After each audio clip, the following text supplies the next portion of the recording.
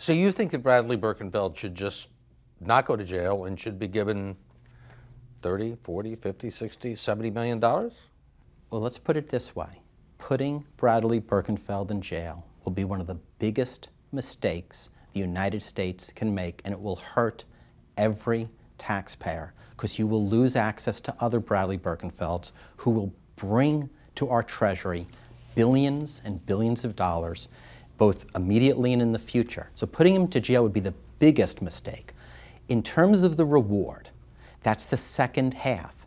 How are you going to get other international bankers, participants, to come forward and tell us about these schemes? When Mr. Birkenfeld came forward and gave you this in, why didn't you give him immunity? I mean, here you had somebody who was handing you, presumably, the keys to the kingdom. Well, it certainly wasn't the keys to the kingdom. When Mr. Birkenfeld came in, he offered us some information. We gave him limited immunity, which allowed him to make a proffer, tell us what he knew. In exchange, we wouldn't use that information against him. But he also said, well, he said, I have a lot more information, but I'm not going to tell it to you until you give me immunity. And that's something, it's the sort of basics of being a prosecutor, which is you're not going to buy a pig in a poke. Did your investigators believe that Birkenfeld was telling them everything he knew?